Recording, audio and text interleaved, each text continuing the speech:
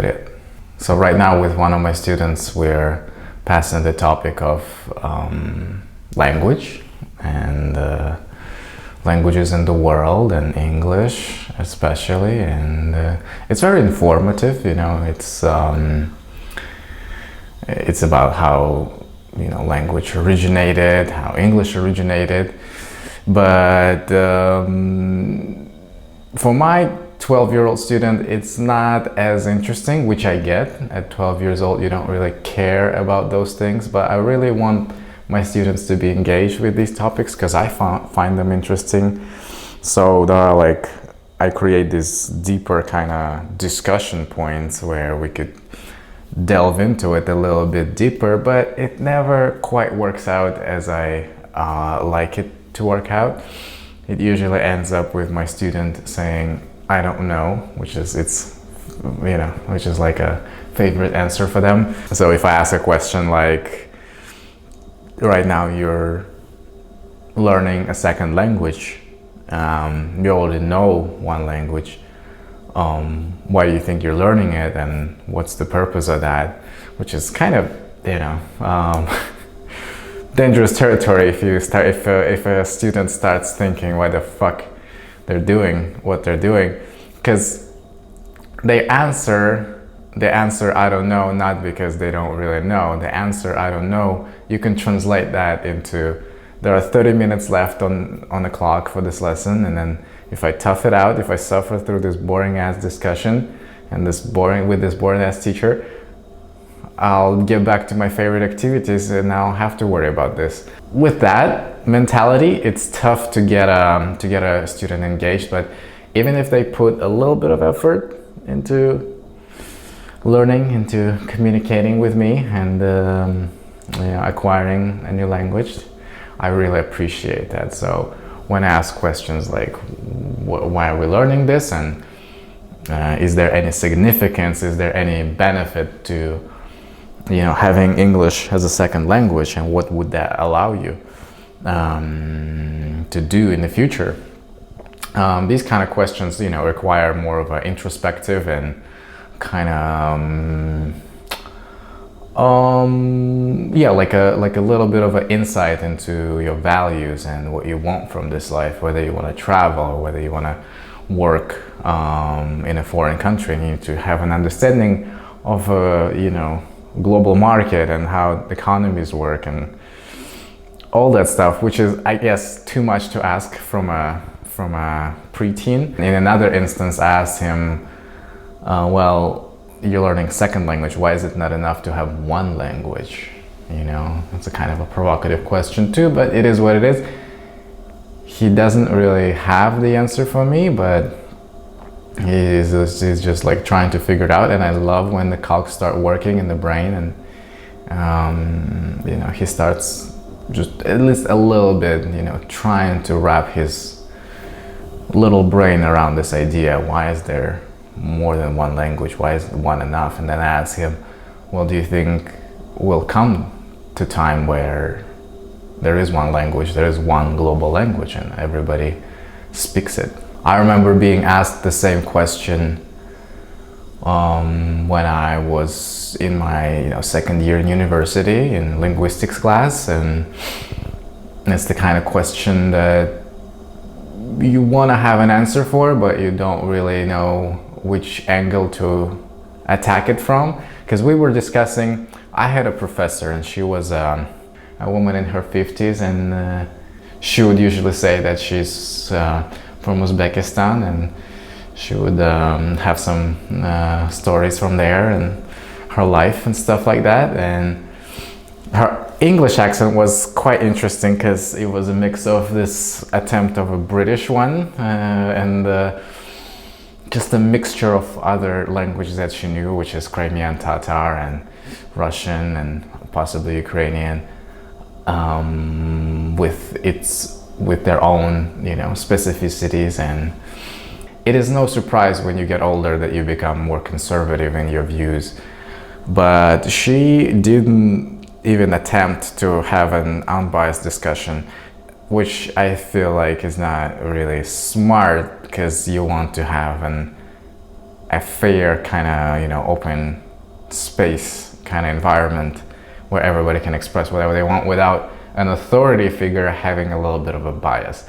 In this case, she was an authority figure and she did have a little bit of bias, given her, cultural background, given her age.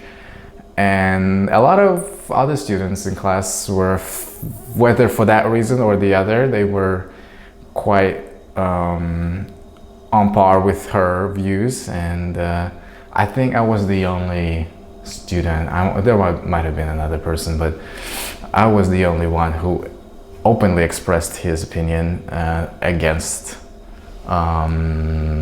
traditionalism. And so the discussion that we were having was about globalization and whether this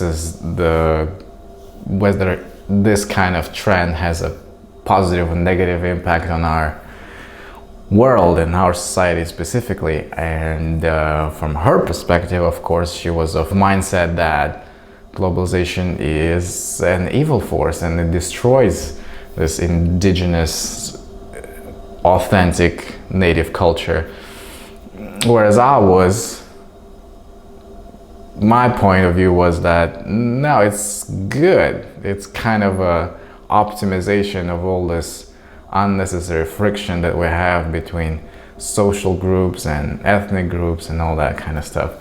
In my head, it was crystal clear that if you have one language, one big kind of country that encompasses all the little, ethnic groups and religious groups, and have one kind of government and one economy, that would free our world from these borders, and the world is gonna be freer and open, and you can kind of like do whatever you want. That was my kind of vision of what globalization is. Whereas for her, that meant death to all the unique things and all the special kind of like culturally embedded artifacts and traditions and customs. So she was really rooting against that. I understand her position too, because you don't want to travel all across the planet to another country and end up in somewhere in Indonesia having the same setup and same kind of people doing the same kind of stuff as you do back home, because then there would be no point in traveling and exploring different parts of our beautiful world, because it would be all homogenous, and I get that. And then 10 years later, I do end up in Indonesia, and I look around and I see McDonald's, and I see people driving Fords and Hondas, and people, spend time on Instagram on their smartphones, iPhones and Samsungs, and etc. It's quite the frightful sight for, I guess, people who are against globalization, but it is there, can't deny it. And at the same time, I didn't see the death of this, indigenous native culture. I didn't see like people were substituting their values, their rituals, their kind of customs for the ones that were foreignly integrated into their culture. It wasn't exactly the case. It's not just because you have Starbucks and shopping mall in your town now that you don't, you just reject all your family values and you just go rogue. It doesn't really work like that. And so what happens is it kind of just enhances your already well-built cultural platform with some extra stuff, which is not bad. I still saw women, making their little offerings in the mornings and putting them out in front of the house, and I saw these lions and creatures that hold the entrance to the door, which is the temple of your house.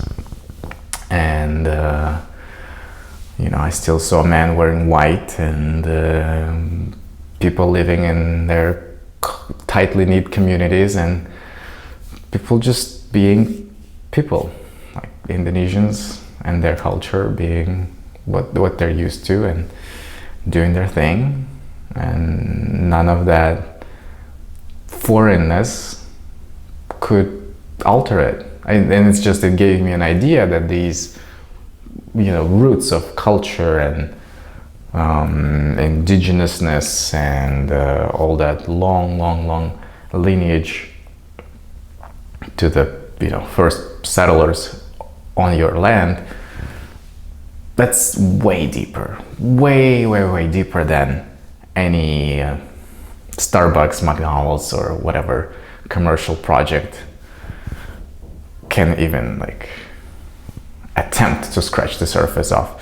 So it's just a different thing. It's a different situation. And so that made me think, what exactly is culture? What's the actual thing you can pinpoint and say, that's it? Because we all, can imagine culture being dancing and special clothes, these traditional clothes, and songs and art and all that kind of stuff. But if we take if we detach ourselves and take a little bit of a zoomed out perspective on the specific part of land, we'll see that historically, just in context of evolution, it's kind of a culture is born out of process of adaptation to your environment, and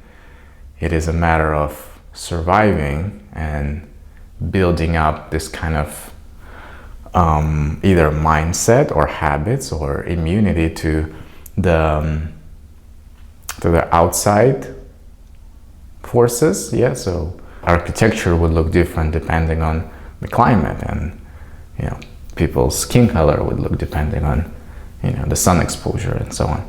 So there are these environmentally driven attributes that facilitate culture. So it's not so much as somebody deciding to do that. It's all born out of necessity for, it's a thing that helps you to survive, is what I'm saying. And so basically what it means is that what we call culture is just an adaptive way of life that is most suited for this particular environment and time. And in today's world, we have a bit of a different situation. So modern problem would require modern solution, as the famous meme would say. And so we end up with a lot of tech. We got a lot of technology around us. And that's what sometimes gets conflated with culture. But in my head, when I was thinking about it, I understood that culture is secondary to technology. Because you can't have one without the other. You can't have culture without technology, really. Technology is a prerequisite to culture. So you would have, all these beautiful paintings and buildings and elements of culture, but it's all created because off the back of technology, right? You can't build a building if you don't know how to make concrete or how to operate rocks. A rock operator, a new job vacancy. So in the list of priorities, the matter of survival is way more important than writing a poem or showing off some of your dance moves to your group of friends. First, you have to, historically speaking, when you end up in a place, you gotta clear it out of all the dangerous predatory animals and pests and potential hostile neighbors situation.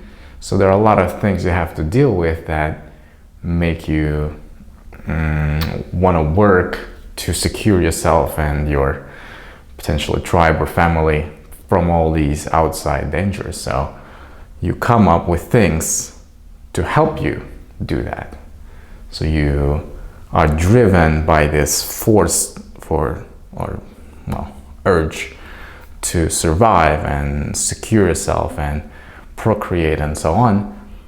So you develop tech, right? So naturally, technology becomes the number one priority in terms of being integral to your survival.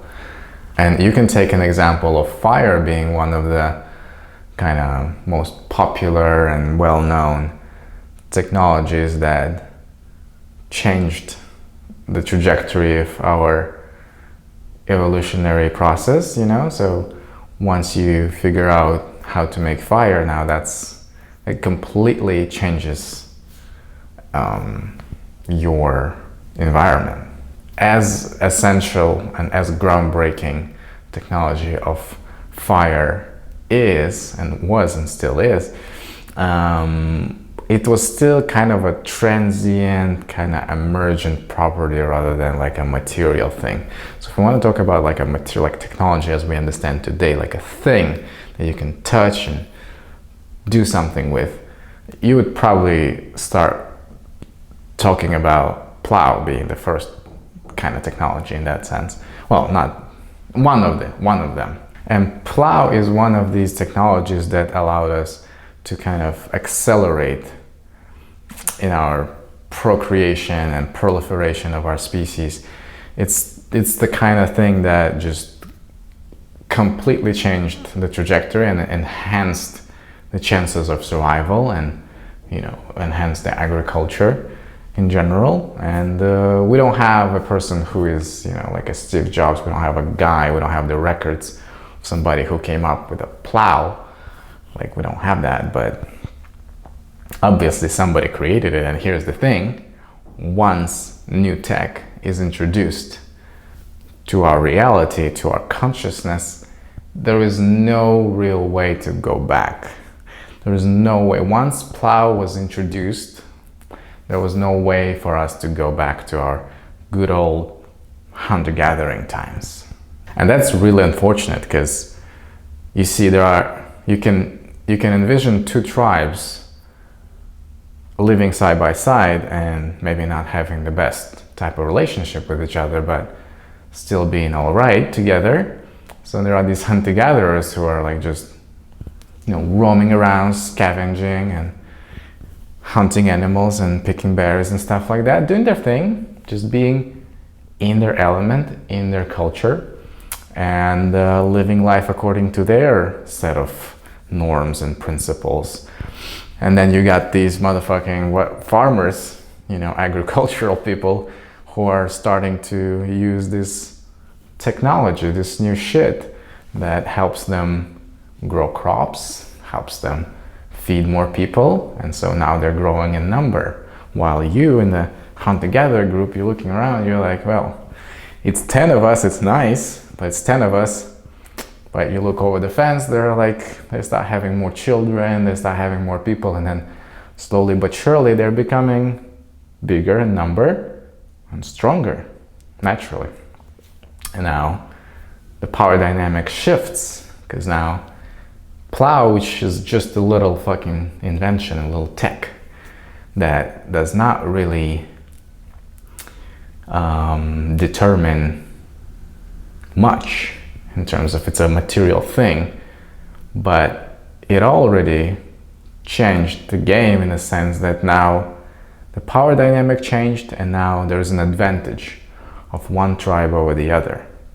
And so if you're a hunter-gatherer tribe, if you want to still be competitive, you don't want to be run over and taken over by the agricultural people because they outnumber you naturally, you have to adapt this new tech. You have to take the plow and you have to start farming, you have to grow crops, and you have to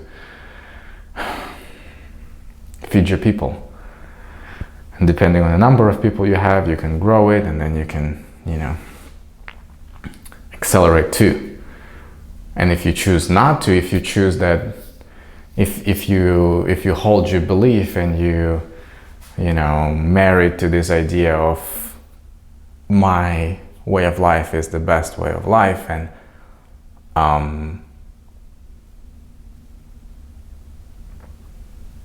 it's just that, like, I'm thinking that it doesn't matter that you have this hand together tribe and you're all kind of communal and you share everything equally and you have this sense of nature and you're in tune with it, and it doesn't matter how cool or deep your culture is. When you run into a conflict with the agricultural people who are using plow and having more people because of it, you're gonna lose. They're gonna take over.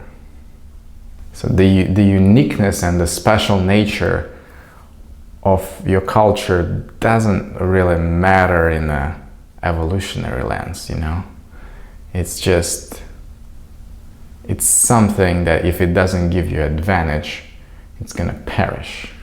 That's just, that it's unfortunate, but that's how it is. Right now we have a luxury of preserving some sort of authenticity of next to extinction cultures, but it's only out of the graces and the,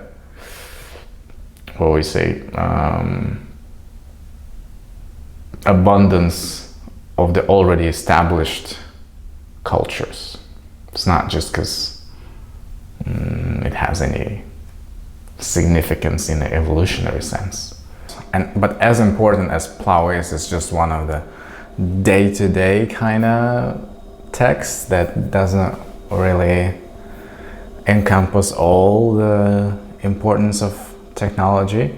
If you think about warfare and violence and conflicts, that's where technology really thrives. That's where it plays the most crucial role, because it is directly related to survival of you or your species, and being able to protect yourself or chase away the invaders and things like that is like of paramount importance. And in that sense, that if you take again two tribes, and one tribe is very good at throwing rocks, like the rock throwers, they're like fucking on fire in that tribe, and they're very good at it. But then if another tribe comes along and they have a bow and an arrow to the face of a rock thrower, would quickly solve the dispute of who has the better tech. Similarly, the people with the bow would fall short against people with guns. And that's the name of the game. It's just that better tech gives you advantage, and there is no going back, because you don't have an option of maintaining your authenticity in the face of extinction. Like, you either go extinct or you survive by adapting new technology and protecting yourself. It just damns the rules. And even today, like, it's tough to imagine, a lot of people, quit social media and they try to live off-grid and they go on silent retreats and things like that. This is not really a solution. You can't stop using the internet or a smartphone just because I just want a different world. That doesn't really work. We're already in this reality. You have to use that shit. So it doesn't matter if one individual chooses to go a different way, but as species we move along the path that's paved through discovery and integrating new inventions, new tech. And there is a bit of a, conflation between culture and technology, and you can see this clearly in the example of if you see somebody with visual signs of belonging to some sort of religious or ethnic group, you would think that they should be more traditional. But if you see a girl with a hijab on a subway, scrolling her feed on Instagram, and liking stuff, it creates a little bit of a dissonance, cognitive dissonance, if you will, because this is kind of a unlikely paradox of two different timelines. You know what I mean? Like, the tech is a little different here. Or if you see a priest getting into a Tesla, you're gonna go like, or at least I go like that. I don't know if you do. Maybe for you it's perfectly natural that a person who wears a robe, a black robe, and has some sort of memorabilia hanging from his neck, just uses this new tech that's, modern and super powerful and, enhances his life tenfold, ignoring the fact that this new tech was built upon every little thing that preceded it, and that the phone was once, a smartphone was once a stationary phone, and then before that it was something else, and before that there were no phones. And then with electricity and all that stuff, we slowly got to it. As species, we got to it. And now we're in this modern world where these things can conflate, and it's interesting. I find that interesting. But in a sense, it's the same thing, because all these touristic sites and 7 wonders of the world and, the UNESCO things, this is all considered culture, whereas it's really contemporary tech. This is what people had to do to survive for them in that specific period of time, in that specific physical space. So we look at it from today's perspective like, oh my God, that's so unique and so exotic. But to them at the time, this was like the best shit. A spear is the best shit at the time, whereas today it's a cultural phenomenon. And so the point is, what we call culture is really just an outdated tech, if you think about it. But there's different type of tech. There are all kinds of inventions, so you cannot all bring it to one kind of category. And that's where we're gonna dive into a little deeper. Like, when we talk about culture and cultural significance, what are the first kind of like main pillars that you think about when you think about culture? So definitely one of them is language, right? So language is the type of culture forming and identity forming thing. Crazy is that this organ, our tongue, this set of muscles, has become one of the most important organs in our life today. What? Women would agree, but what I'm saying is it used to just give us an ability to distinguish shit food from delicious food and survive on that basis. But somehow, slowly but surely, we started to make sounds and to be a little creative with them. And then we started to say huh, huh, and it, instead of just a sound, it started to mean something to another person. And then a couple hus later, you can start a war with these couple sounds. Like, what? What a transition, what a crazy change in our environment when you go from just an organ that, helps you distinguish the taste of food and whether it's poisonous or not, becoming a thing that you can use to literally manipulate the environment around you. That's crazy. That's a crazy invention. That's a crazy adaptation, you might say, but it's also technology. It's not the type of technology that's outside of you, not an external, like a plow or fire. This is an internal type of technology. This is something that you've worked on internally to adapt yourself to become fitter for the survival. Just like these things, right?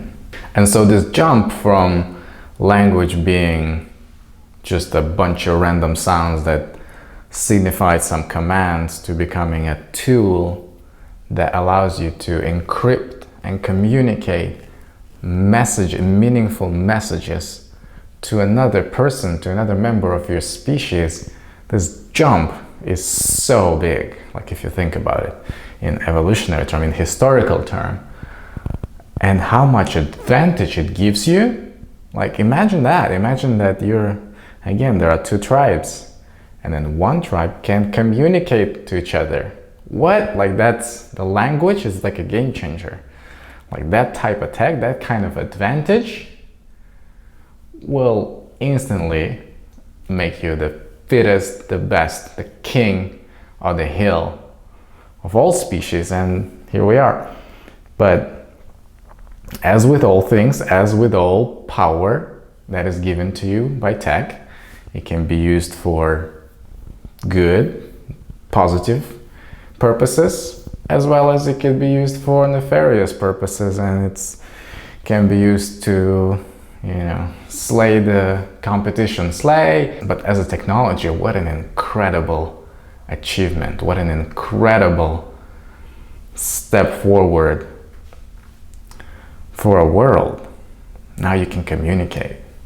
Imagine the world where you can't communicate. It's tough, right? Because we're born into it. It's tough for us to see that, but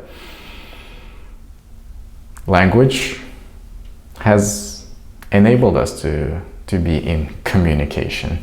And what I'm doing now, using language and other tech, obviously, is nothing less of a miracle, in my opinion. But what's interesting is that also language didn't appear like a one kind of thing, like a plow, it didn't appear like in one specific place with one specific tribe and then spread around like coronavirus. But instead, it appeared, and obviously it was borrowed and adapted, it mutated, it traveled, and it went extinct, and it was revived, and it had this whole complex kind of set of challenges and a very interesting journey. And my best guess, although we're told a different story, but my best guess was that there was a point in time where people figured out how to communicate messages with each other, and then depending on mixing of tribes and traveling and roaming around, different communities, different tribes started to develop their particular sounds that helped them to communicate, that helped them gain advantage. And it didn't matter what sounds they used, as long as it fulfilled the need to communicate. As long as it served the purpose of communication, it didn't really matter what sounds those were. So you have today we have families of languages where it doesn't, in a grand scheme of things, in a tech perspective, this doesn't matter. It's like different types of smartphones, but still running on the same kind of hardware and software. So in that sense, languages, it's all the same thing. It's one, we have not really multiple languages, we have one language as tag, and we have different variations of this tag that is that has emerged due to, again, environmental and climate and other kind of reasons. And here we go, here we are with all the languages in the world. How many are there? Google it, because I'm too lazy. But I should know that as a teacher. And so we have these stories of, like, even in this class that I'm giving to my student, there is this story of Manx language, which is the language, the indigenous language of indigenous people on the Isle of Man, between, you know, Ireland and England. And it kind of portrays this very sad phenomenon of a language going extinct, and there's this one last native speaker of that language that holds this true connection to the history and to development of that language, and then he dies, and it's sad.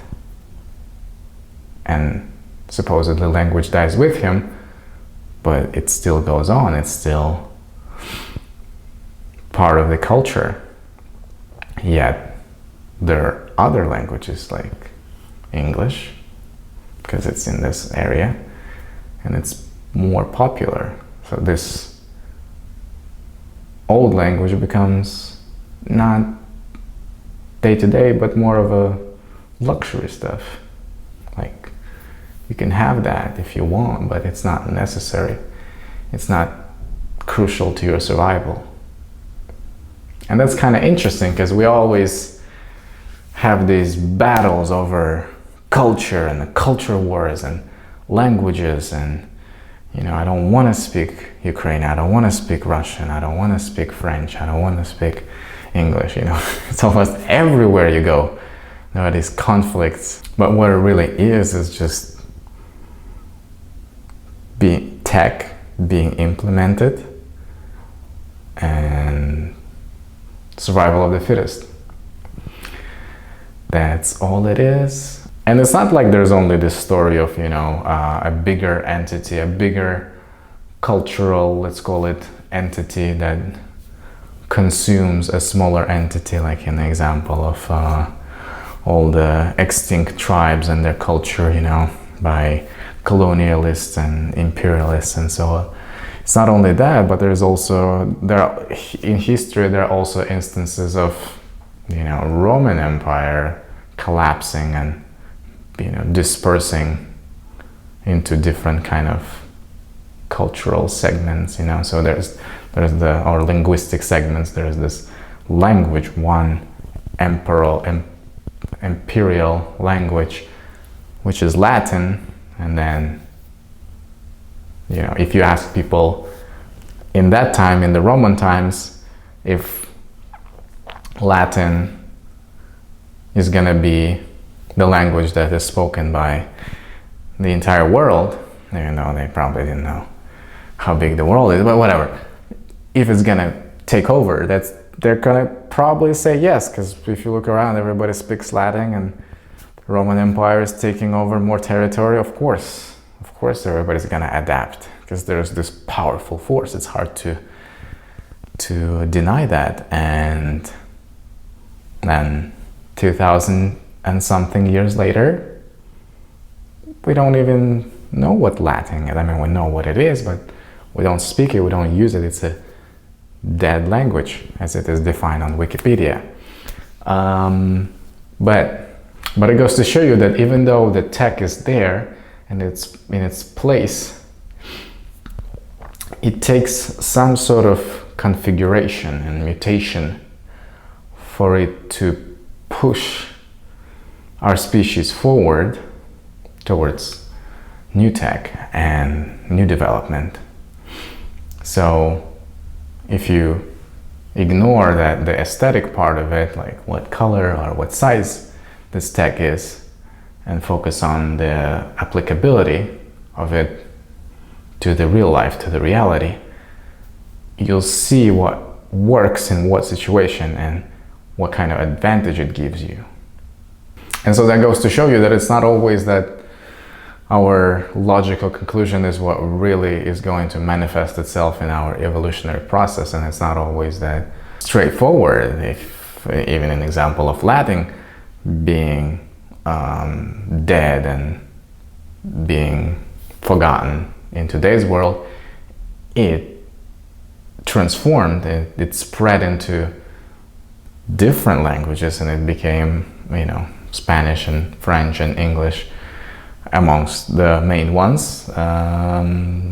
It became a different thing. It mutated, and then these languages spread out, and then no one knows what future holds, but there are these processes that we can't really control, but that take place, and we adapt to them. But we all still need to remember that at the core of it, it's the tech. And the tech is what drives these changes. And what's interesting about tech is that it's not like one sort of thing that is exclusive or isolated from the world and is used for one specific purpose. If you see a lot of technology, it is mixed and conflated and used in synthesis with other technologies. It's an incredible kind of interplay that takes place, and we all benefit from it and suffer from it, of course. But it should be noted that it's not one kind of thing. If you take, the phone or the camera or some sort of, most popular modern device, it does not exist in isolation, because it exists in the context of the internet, in the context of electricity, and in the context of fossil fuels and modern supply chain.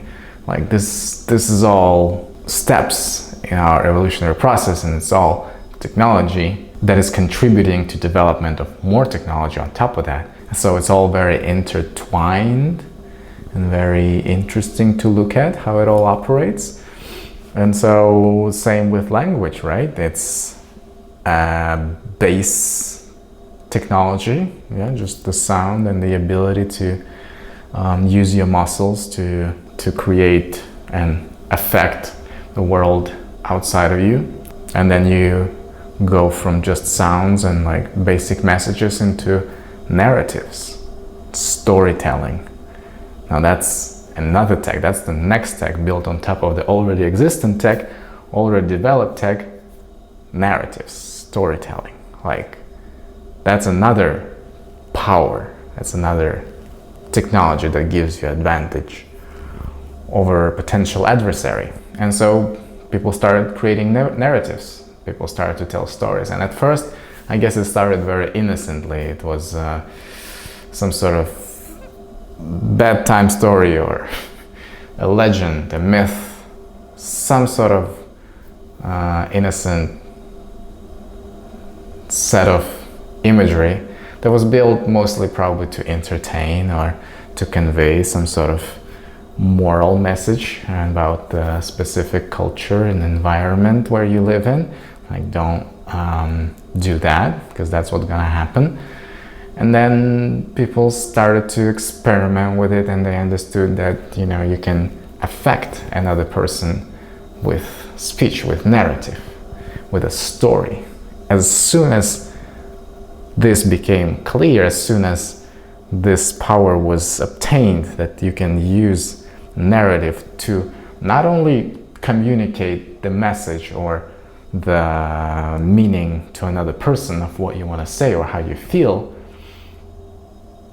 once you figure out that you can affect another person's behavior, once you know that you can affect how they feel or how they go about their life and what choices they make, like that's another thing. This is another advantage that you gain over others, because now sky's the limit. Now you can do all kinds of crazy things. You can unite people with a narrative. You can bring them together. You can tell a story that's gonna bring them together. And I guess that's been experimented with too for a long time, until somebody was like, you know what? What's the narrative? What kind of most powerful and all-encompassing kind of narrative I can create to gain the most amount of advantage over my adversaries? And somebody came up with religion. You started with language, then go into narrative, and then most powerful narrative is religion. But then by then there are also like prerequisites for that to exist. Like we cannot just jump to religion. Spirituality, I guess, is non-negotiable, and it's part of our human condition. And so when the narrative became a vessel for expressing those ideas, those feelings, you gain even more power. Yeah, so it became into its own thing, which we call a religion or belief or a set of values. It could have different forms. It's just that the most popular would be religion as an example. And so there you go. Once the language and the narratives transcended just the physical reality and went from just communication and expression of feelings and went into the category of something metaphysical, and describing concepts and ideas, it started to, merge into a new type of text. And so this transition is very interesting, because narratives and language existing in a world of just communication and expression of your basic needs or emotions or feelings just became a little prerequisite for another step, which is describing and communicating and expressing ideas and concepts. So some metaphysical kind of abstract world.